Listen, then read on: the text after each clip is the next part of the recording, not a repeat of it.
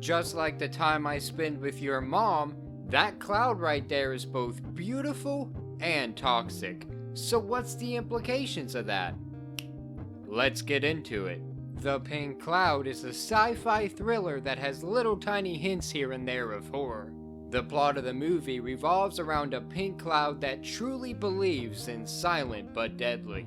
The first scene of the film sets up the stakes quite nicely as this majestic, beautiful cloud comes right in. This woman is awestruck at its beauty, and then she falls over dead.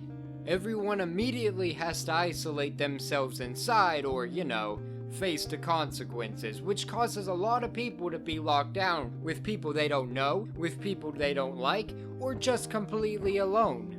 And that leads us into our two main leads, a man and a woman who went from having a one-night stand to it lasting far more nights than they ever anticipated. The film is basically a character study, and the important characters are right here in front of us, so do these two hold up? Are their performances well? Do I learn to care about them? Yes. They both give convincing performances, but I believe that the heart was with the character Giovanna, and the actress does an amazing job portraying every emotion that she has to.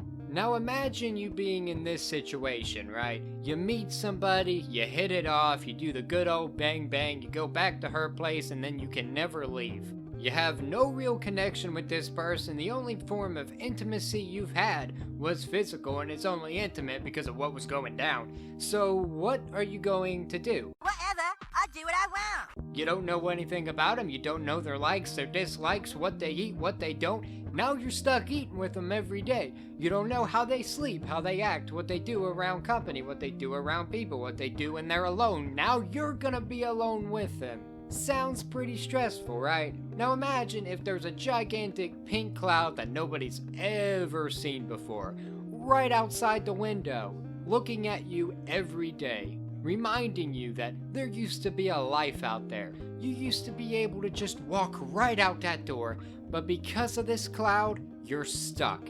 A constant, never-ending reminder that this is your life right now, and that was your life back then. The film takes a hard look on what that reality would be like, and it is depressing from the first scene to the last scene. It becomes darker and darker, grimmer and grimmer as time goes on, and every moment that there is even the slightest glimmer of hope, they drag it out by its feet. That sounds depressing, and it is depressing, but it is also extremely interesting. You see how the isolation affects each of them differently as time goes on. The things that they have to do to be able to entertain themselves so they don't get depressed, so they don't fall into despair. Those things can be very creative, and since they don't really have much at their disposal being stuck indoors, they gotta do with what they have. It weighs heavily on the psychology of people, how they would react in certain circumstances. And it being set within one location with no real contact with the outside world besides video calls or what you see on a TV screen really adds to that level of despair. It really puts you in their shoes because you don't know any more than they do. But I do have to warn you that it's not just depressing. It also gets kinda dark. There's some things that happen that are not easy, and you don't necessarily see them happen, but you know they do. It is an unnerving feeling, and whenever it is explicitly told to you that something completely deplorable is going on, and one of the characters doesn't even care, she doesn't realize how disgusting that is, it is hard. It is really hard to stomach. And that's where the horror aspect that I was talking about earlier comes into play. Because we hear a lot of stuff happening and we can infer that a lot of stuff happened, but we don't really see any of it on screen.